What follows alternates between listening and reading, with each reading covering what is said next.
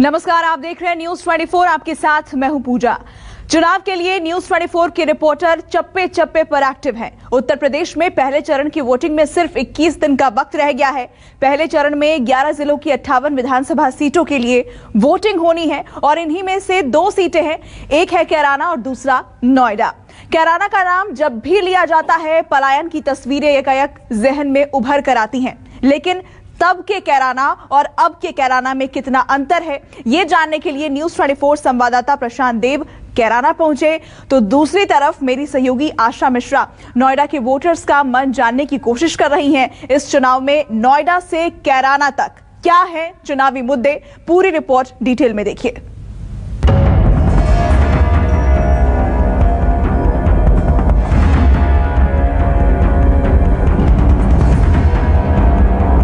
पलायन देखो 2 तरीके से होता है। एक तो वह अपना बेनिफिट के लिए पलायन करता है, एक आदमी करता है मजबूरी के लिए। तो यहाँ से जो पलायन हुआ वो मजबूरी वाला पलायन था। कोई पलायन कोई मुद्दा नहीं, आप फिलहाल खुशहाल है, कोई दिक्कत नहीं है किसी को भी। ये तो राजनीति है, कुछ नहीं और इतना मोहब्बत प्यार कहीं नहीं पड़ेगा जितना यहाँ कैराने में। कैराना कभी इसी वजह से पहचाना गया जहां दरों दीवारों पर ये मकान बिकाऊ है चस्पा थे। वो दौर कुछ और था और अब एक नया दौर है। लेकिन 2016-17 से लेकर 2022 तक कितना बदला कैराना में क्या क्या बदला, ये जानना बहुत जरूरी हो जाता है। न्यूज 24 उसी कैराना में मौजूद है। हमने लोगों से बातचीत की है। ग्राउंड की रिपोर्ट किसे खुश कर देगी और किसे निराश। लोग क्या सोचते हैं, क्या कैराना की किस्मत अब बदल चुकी है? कैराना में कुल मतदाताओं की संख्या करीब 2,69,228 है, जिनमें 1,49,306 पुरुष वोटर्स हैं और 1,20,000 के आसपास महिला वोटर्स। कुछ मीडिया रिपोर्ट्स बताती हैं कि इतने सालों में कैराना में हिंदुओं की आबादी कम हुई, मुसलमानों की आबादी बढ़ गई। कैराना सीट पर पिछले 5 सालों से सपा का कब्जा है। ये सीट शामली लोकसभा में आती है। शामली में हुकुम सिंह की कभी तूती बोलती थी। कैराना सीट पर 7 बार साल 1974, साल 1980, 1985, 1996, 2002, 2007 और 2012 तक बीजेपी के हुकुम सिंह जीतते रहे। हुकुम सिंह ने ही पलायन का मुद्दा उठाया था। कैराना में हर चुनाव से पहले हिंदू मुसलमान होता है, जिससे वोटों को पोलराइज किया जाता है। लेकिन इस बार पलायन का कितना बड़ा मुद्दा है? कैराना के असल मुद्दे क्या हैं? खुद पब्लिक से सुनिए।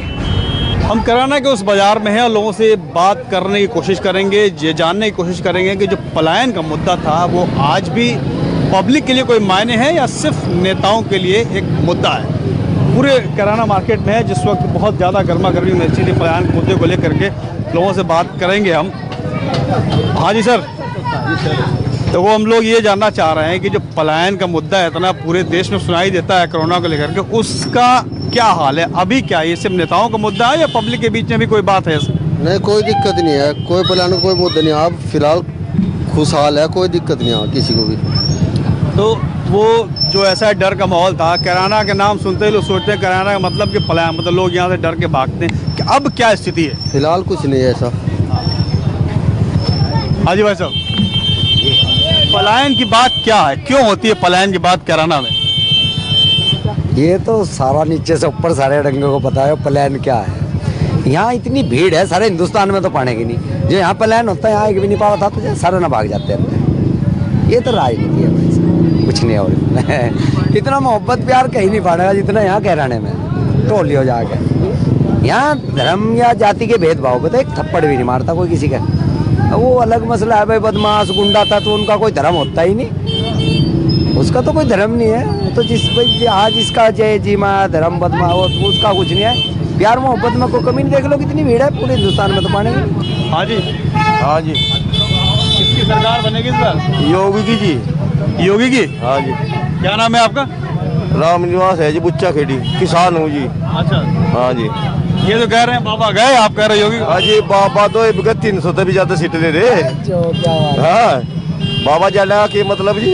तो पलायन का मुद्दा भले नेताओं का हो, लेकिन पब्लिक के बीच में कहीं कोई डर नहीं है। नहीं जी, कोई डर नहीं जी, डर कुछ नहीं जी, वोट कोई किसी को दे लो, डर किसी के नहीं, हमारे सब एक रहे जी, मोहब्बत प्यार पूरी कोई डर भाई साहब, ये जो पलायन की बात है, अब आज हम ये जानना चाहते हैं चुनाव के बाद कि पलायन का मतलब डर, तो कैराना में क्या कोई किसी किस्म का डर है किसी भी वर्ग में, चाहे हिंदू में चाहे मुसलमान में, या पलायन कोई मुद्दा रहेगा इस बार? आज की तारीख में कोई ऐसा नहीं है, कोई पलायन का कोई डर नहीं है, मुद्दा नहीं है कोई भी, सब सुख शांति से काम चल रहा है, किसी के मन में कोई डर भय नहीं है। ठीक है सर, कुछ टाइम था 2017 से पहले कि यहाँ व्यापारियों को परेशान किया गया बहुत, वो व्यापारी होता है, इसमें कोई हिंदू मुसलमान नहीं था, उसमें व्यापारी हिंदू भी परेशान थे, मुसलमान भी परेशान थे, लेकिन आज की तारीख में ऐसा कुछ नहीं है। कुछ अब तो कैंडिडेट का भी अनाउंसमेंट हो गई जी, तो इस बार किस पे मुहर लगेगी? कमल, जमशेद भाई भी कमल पे लगाएंगे? गंगा सिंह जी। ये मतलब थोड़ा अजीब लगता है कि मतलब कि मुसलमान कमल को वोट देगा। भाई कांग्रेस भी पार्टी है, बीजेपी भी पार्टी है, समाजवादी भी पार्टी है, बसपा पार्टी है। मेरी सोच मेरे साथ है, इन भाइयों की हाँ जी, यहाँ उस बात से कोई मकसद नहीं है जी, हिंदू मुसलमान का मतलब नहीं है, जो जहाँ मर्जी आए वहाँ जाएगा वो, कोई किसी ने नहीं रोकेगा। क्या नाम है आपका? गय्यूर हसन है जी। अच्छा जी, हम कमलते देते हैं, आज से नहीं देते, पहले से देगा। इस बात से हम भी नहीं कहते किसी तो कहाँ जाएगा, जो हमारी पार्टी है वो वहाँ जाएगी, हम रोकते नहीं अपने बराबर में भी, चाहे भाई भी है, जहाँ उसकी मर्जी वहाँ दे तो कोई बात नहीं, और उसकी मर्जी का सोता है, वो अपना काम स्वार्थ ले रहा वहाँ से ले रहा, अपना काम निकाल रहा वहाँ से निकाल रहा, हम अपना काम वहाँ से निकाल रहे, तो कोई बात नहीं उठती। पूरा देश जानता है कैराना हिंदू मुसलमान के नाम से, ऐसा क्यों? नहीं देखिए, जब यहाँ पे प्यार है बहुत आपस में, बिल्कुल वास्तव में प्यार है। मैं बाजार में खड़ा हूँ, किससे पूछ लो, कोई और आज तक कोई झगड़ा भी नहीं हुआ। मैं ये पूछना चाहता हूँ कि बाकी देश तो ये जानना चाहता है कि हिंदू मुसलमान आपस में लड़ते रहते, कैराना में हिंदू अलग है मुसलमान है, ये मैं तस्वीर जानना चाहता हूँ आप कि ये कैसे तस्वीर बनी थी? ये तस्वीर जिसने बनाई गलत बनाई, ऐसा बिल्कुल भी नहीं है। हाँ ये बात जरूर है, बदमाशी थी पहले, रंगदारी थी, दिन दहाड़े मर्डर हुए हैं, ये सच्चाई है, लेकिन बदमाशी में और सांप्रदायिक में बहुत फर्क है मेरे हिसाब से। सांप्रदायिक ना पहले थी ना कोई झगड़ा, सांप्रदायिक कोई मसला ही नहीं है जरा सा भी। हाँ बदमाशी थी सपा सरकार में, जिस समय ये मात्र संयोग कह लो या कुछ भी कह लो, उस समय सपा सरकार थी, और उस समय यहाँ कुछ व्यापारियों के मर्डर हुए और उनसे रंगदारी मांगी गई, जिससे डर का कुछ लोगों ने जो है शहर भी छोड़ा, उसमें कुछ लोग हैं, जिससे पलायन कह सकते हैं आप। लेकिन अब ऐसा बिल्कुल नहीं, हालात बदल गए हैं, और जो है अब यहाँ व्यापारी निडर होकर अपना व्यापार कर रहा है, बिल्कुल निडर हो गए, कोई समस्या नहीं है। तो ये थे कैराना के लोग जिनसे हमने बात की, और बीच बाजार में है जहाँ पे कभी किसी ज़माने में दहशत का माहौल हुआ करता था, चाहे वो हिंदुओं के बीच हो या मुसलमानों के बीच में। पलायन का मुद्दा ऐसे उठ के आया जैसे कि कैराना के बाहर अगर कोई बात हो, ऐसा लगता हो कैराना बहुत डरावनी चीज़ है, लेकिन लोग यहाँ पे अब बता रहे हैं कि आपस में बहुत मिल के रहते हैं। और आज जो है पलायन का कोई मुद्दा आम आदमी के बीच में नहीं है, नेता भले इसे बुनाने की कोशिश करें पक्ष विपक्ष वाले, लेकिन आम आदमी के बीच में भाईचारा बना हुआ है। और जैसा कि यहाँ पे लोगों ने बात किया कि कानून व्यवस्था बहुत बड़ी यहाँ पे चुनौती थी, जो अब काफ़ी हद तक दुरुस्त कर ली गई है, जैसा कि लोगों का कहना है। और जो लोग हैं वो ये कहते हैं, जहाँ तक बात चुनाव की है, सरकार बनाने की, तो जो अच्छा काम करेगा तो सरकार उसी की बनेगी। पिछली बार कैराना से नाहिद हसन की जीत हुई, जिन्हें करीब 48% वोटर्स का साथ मिला। मृगांका सिंह को करीब 33% वोट आए। कैराना में नाहिद हसन इस बार मुद्दा है। नाहिद को गैंगस्टर एक्ट में गिरफ्तार किया गया है। समाजवादी पार्टी इसका जोर शोर से प्रचार कर रही है, और बीजेपी नाहिद हसन की क्राइम कुंडली बनाकर उसको प्रचारित कर रही है। कैराना में नाहिद हसन समाजवादी पार्टी की तरफ से उम्मीदवार बनाए गए थे, लेकिन उनके जेल जाने के बाद इस सीन में थोड़ा बदलाव होता नजर आ रहा है। उनके खिलाफ चुनाव मैदान में है मृगांका सिंह, हुकुम सिंह की बेटी। लेकिन लहर किसकी है? मृगांका सिंह 2017 की हार का बदला लेंगी, या फिर नाहिद हसन के साथ लोगों की सहानुभूति जाएगी? यहाँ पे चुनाव का गणित किसकी तरफ रहेगा? चुनाव का गणित जो है पूरे प्रदेश में ही समाजवादी की तरफ झुका हुआ है। कैराना में जो है नाहिद हसन के हिसाब में ही गणित है, 20,000 प्लस जीत है जी। पहले भी 21,000 कुछ से जीतते हैं, उससे पहले जब उनके चाचा उनके खिलाफ लड़े तब भी 1100 वोटों से जीत के थे। अब तो चाचा भी कोई वगैरह खिलाफ वगैरह नहीं है, तो 20-25 हज़ार से ऊपर ही जीतेंगे। अब तीसरी बार विधायक बने हैं, तीसरी बार और पूरे प्रदेश में गठबंधन की सरकार आएगी।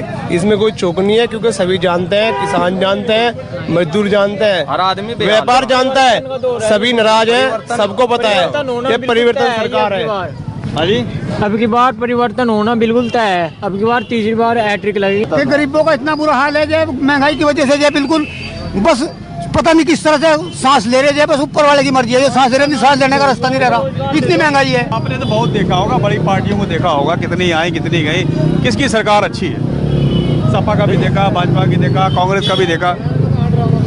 विकास नहीं है कुछ भी, मजदूरी नहीं है कुछ भी, मुझ परेशान होता फिर रहा मजदूर है, कोई भी रोजगार नहीं है, खत्म है बिल्कुल। ज्यादा स्थिति है, जनता परेशान है बहुत। अब इस बार क्या क्या कहानी? मरगंगा बनेगी, मरगंगा बनेगी, बड़ी मोटर जीतेगी, हाँ बड़ी मोटर जीतेगी। पे मोहर लगी। देखो जी, इस टाइम तो अखिलेश की चल रही बात नहीं गया जी, सब यहाँ तो अखिलेश की बात चल रही इस टाइम। तो योगी बाबा ने अच्छा काम नहीं किया?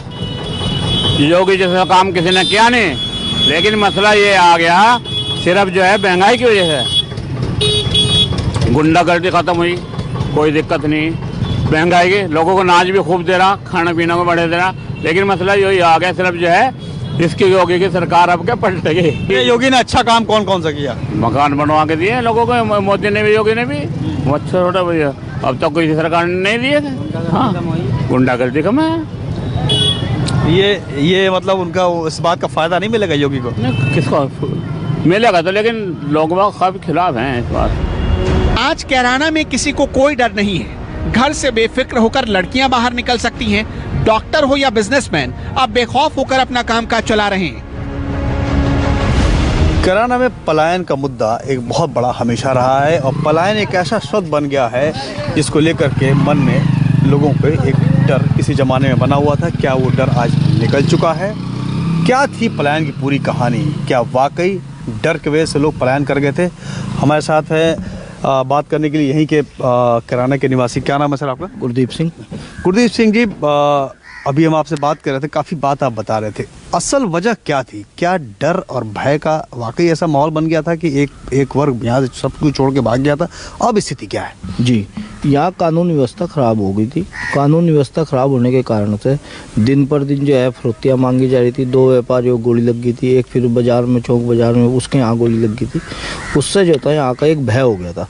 लोग बाग अपना सब जो है डर के हमारे कानून व्यवस्था की वजह से यहाँ से जा रहे थे। तो कितने लोग उस वक्त चले गए थे? उस वक्त काफ़ी लोग चले गए थे। हाँ, तो अब स्थिति क्या है? क्या अब तमाम लोग सब वापस आ गए? फिलहाल की स्थिति तो यह है कैराना की कि जो लोग जो है, जो यहाँ दहशत थी, अब वो दहशत नाम की कोई चीज़ नहीं रही। सब चीज़ अच्छे से अपना, कोई जा रहा आ रहा, कोई दिक्कत नहीं। बाज़ार भी टाइम से खुल रही। पहले ये था कि 4-5 बजे बाज़ार बंद हो जाते थे, सुबह 10 बजे खुलते थे। अब ऐसी कोई दिक्कत नहीं है। कोई लड़ाई झगड़ा, लूट चोरी, कोई दिक्कत नहीं। लड़कियों के साथ कोई वो नहीं है। अच्छा, तो ये माहौल जो है अचानक इस तरीके का, जैसे कि यहाँ पे हिंदू मुस्लिम टाइप का या 2 वर्गों में आपसी संघर्ष का, आखिर कैसे बन गया? कल ज़मीन पे तो कहा जाता है गंगा जमुना तहजीबी वाला ये इलाका है कैराना, खासकर यहाँ पे बहुत से मुसलमान हिंदू सभी एक साथ रहते हैं। तो ये स्थिति आखिर बनी कैसे? और बनी तो फिर इसको अगर बिगड़ी, ऐसी स्थिति बिगड़ गई, तो वो ठीक क्या वाकई हो गई? स्थिति ये है कि यहाँ पे जो मुस्लिम भी हैं, हिंदू भी हैं, सभी लोग हैं, बड़े आराम से रहते हैं, आज भी रहते हैं। सभी लोग व्यापारी लोग हैं, सब लोग किसान हैं, अपना खेत में काम करने वाले हैं। कुछ लोग इस तरह के थे जो गुंडा तबका था, उसकी वजह से सभी लोग परेशान हुए। वे लोग भी परेशान थे, इधर ये लोग भी परेशान थे। इस वजह से ही ये सब कुछ हुआ। लेकिन अब क्या है, अब सब लोग मिलजुल के, हिंदू हो मुस्लिम हो, सब लोग अपना प्रेम से अपना दुकान पर बैठ रहे, खेत वाला खेत जा रहा, अब कोई दिक्कत नहीं है। इस तरह की कोई बात है ही नहीं। अब अभी आप कह रहे थे कि अभी भी कुछ लोग डरे हुए हैं कि सरकार बदल जाएगी तो फिर से डर बन जाएगा, ऐसा क्यों? वो इस तरह का है कि भाई जो अपराधी किस्म के लोग हैं, जो अभी जो अंदर बंद हैं, कुछ इस तरह के हैं, तो डर तो स्वाभाविक है। बस सरकार आएगी फिर तुम अंदर भेजेगी, तो इस तरह का माहौल है। वैसे आम आदमी को कोई दिक्कत नहीं है, आम आदमी बिल्कुल अच्छे से है, सुरक्षित है, कोई टेंशन नहीं। इस सीट पर अभी तक समाजवादी पार्टी को 2 बार जीत मिली, जबकि बीजेपी को कुल 4 बार जीत मिल चुकी है। जनता दल को 2 बार जीत हासिल हुई।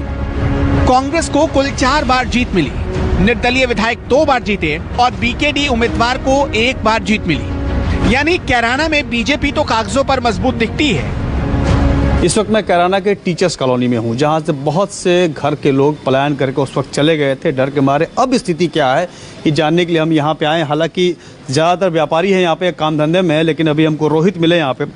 रोहित, पलायन का मुद्दा बहुत बड़ा रहता है, चूँकि चुनाव का भी मुद्दा है, चुनाव का भी समय आ गया है, तो पलायन का मुद्दा इस बार चुनाव का है, और जो क्या कहानी पहले थी और अब क्या बदली है? अब काफ़ी समय, अभी इतना बहुत ज़्यादा चेंज हो गया है पहले के मुकाबले कि यदि पहले बहुत सारे लोग थे जो यहाँ से नहीं गए, लेकिन उन्होंने भी तैयारी कर ली थी पलायन की। और आज स्थिति यह है कि यदि उन्होंने कहीं पे मकान लिया भी था तो या तो उसको बेच दिया या उन्होंने उसको सिर्फ अपना किराए वगैरह के लिए छोड़ दिया, और उनका अब बिल्कुल भी मन नहीं है यहाँ से पलायन करने का। और पलायन उनकी इच्छा नहीं, मजबूरी थी। पलायन देखो 2 तरीके से होता है, एक तो वह अपना बेनिफिट के लिए पलायन करता है, एक आदमी करता है मजबूरी के लिए। तो यहाँ से जो पलायन हुआ वो मजबूरी वाला पलायन था। तो मजबूरी वाला पलायन जो हुआ तो उसमें से वापसी हुई लोगों की, लोग वापस आए? जी, कई परिवार वापस आए जो जा चुके थे, और बहुत लोग ऐसे हैं जो वहाँ पे सेटल हो गए, लेकिन अभी भी जब आते हैं तो कहते हैं कि हमारा वहाँ पर कोई ऐसा जानने वाला है जो घर छोड़ के गया डर के मारे, फिर वापस आया या नहीं आया?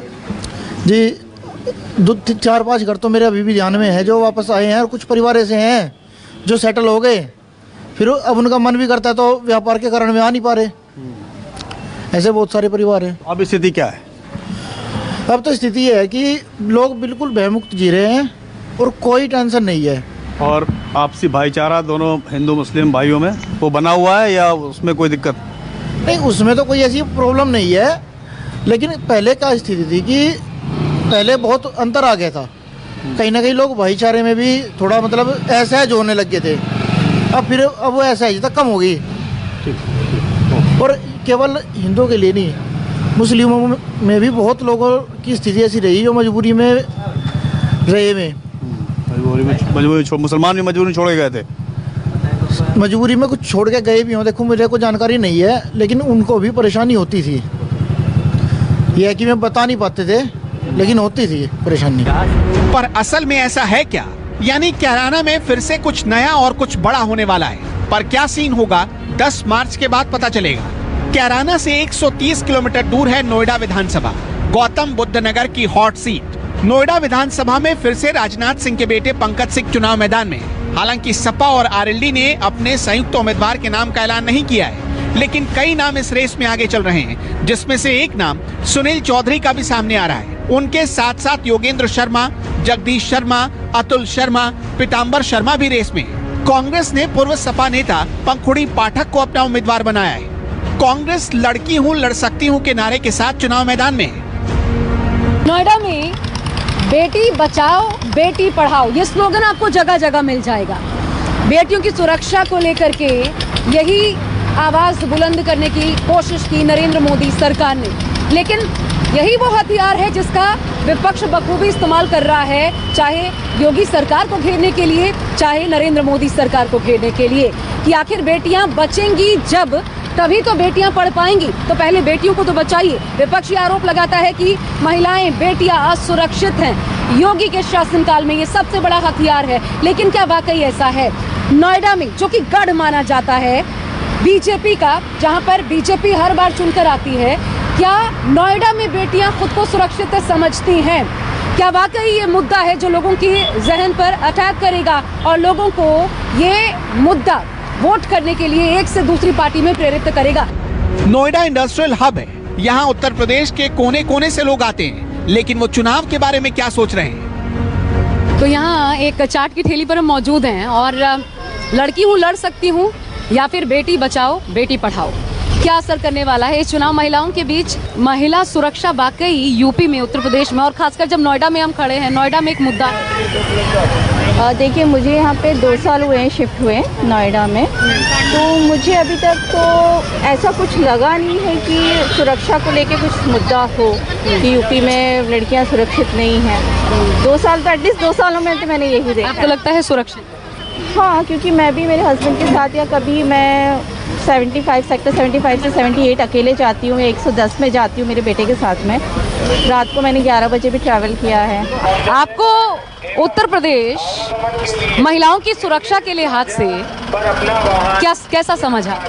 अब तो काफ़ी अच्छा है, योगी जी के रहने से गुंडागर्दी कम हुई है। तो जो अपराधी निरंकुश हैं, ये आरोप लगते हैं विपक्ष की तरफ से कि शासन व्यवस्था पूरी तरीके से फेल है। नहीं, आपको लगता है ऐसा है? नहीं, पहले ज़्यादा फेल थी मुलायम सिंह के उसमें। अच्छा, तो अपराधियों पर लगाम लगाया है मतलब योगी सरकार ने। काफ़ी फर्क पड़ा। यहाँ पर कुछ युवा हैं, आइए इनसे भी बात कर लेते हैं। हेलो, ये बताइए एज अ महिला नोएडा कितना सिक्योर सेफ नजर आ रहा है? हाँ, परफेक्ट है, प्रॉपर अच्छा है, सेफ है। इस प्रकार का डर, भय, छेड़खानी या इस प्रकार की समस्याओं का सामना करना पड़ता है? नहीं, कभी कभी तो ऐसा कुछ नहीं होता, बट कभी कभी लगता है जैसे हम लोग ऑन रोड चले जाते आउट ऑफ तब वैसे सेफ्टी है। या 2012 के बाद नोएडा अलग विधानसभा सीट बनी। इससे पहले ये दादरी विधानसभा सीट का हिस्सा हुआ करती थी। 1997 से 2007 तक बीजेपी के विधायक नवाब सिंह नागर यहाँ के विधायक रहे। 2007 में बसपा के सतवीर गुर्जर विधायक बने और 2012 में पहली बार बीजेपी के डॉक्टर महेश शर्मा जीते। 2014 में जब उपचुनाव हुआ तो बिमला बाथम यहाँ से विजयी रही। नोएडा में कुल मतदाता 6,90,000 के करीब हैं, जिनमें महिला वोटर्स 2,98,000 के आसपास और पुरुष वोटर्स 3,91,000 के आसपास हैं। नोएडा सीट पर सबसे ज्यादा ब्राह्मण वोटर्स हैं। यहाँ 1,30,000 के करीब ब्राह्मण हैं, जबकि बनिया वोटर्स करीब 1,10,000 के आसपास है। 70,000 के आसपास मुस्लिम वोटर्स हैं और गुर्जरों की भी अच्छी खासी तादाद है, करीब 35,000। युवाओं पर भी सियासी पार्टियां दांव चल रही हैं इस चुनाव में। तो कुछ युवा मुझे मिले यहाँ पर जो घूमने आए हैं यहाँ पर। जी मैम। कहाँ से? मैम लोनी से है, गाजियाबाद। लोनी गाजियाबाद। इस बार चुनाव का मूड क्या लग रहा है? जनता किसके पक्ष में ज्यादा नजर आ रहा है? मैम बीएसपी में। बीएसपी जी।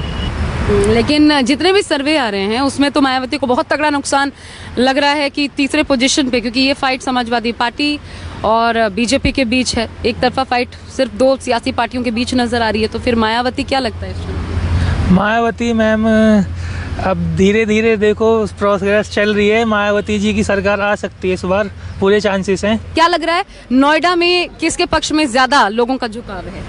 झुकाव तो अगर देखा जाए तो ज़्यादातर योगी जी का ही है और योगी जी ही आएंगे इस बार भी। 2022 में योगी जी ही आएंगे। पंकज सिंह अगर दोबारा खड़े होते हैं, क्योंकि वही नोएडा से यहाँ पर विधायक है, पंकज सिंह दोबारा खड़े होते हैं तो इतना काम किया है कि जनता वोट देगी पंकज सिंह को। देखिए, पंकज सिंह ने जो काम किया है वो भी सराहनीय है, लेकिन सब मतलब जो भी वोट जाता है वो सरकार के ही पक्ष में जाएगा और योगी जी ही आएंगे दोबारा। कुल मिलाकर कैराना टू नोएडा एक जबरदस्त मुकाबला दिख रहा है, पर कौन सा घराना मजबूत साबित होगा इस पर संशय है। Bureau report, news 24।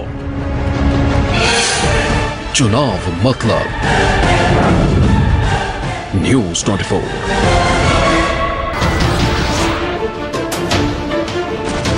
नमस्कार, मैं हूं मानक गुप्ता। अगर आपको हमारा ये वीडियो पसंद आया हो तो इसे लाइक और शेयर जरूर करें और हाँ, हमें सब्सक्राइब और फॉलो करना ना भूलें ताकि आप देश और दुनिया की कोई खबर मिस ना करें। तो जुड़े रहिए हमारे साथ और देखते रहिए न्यूज़ 24।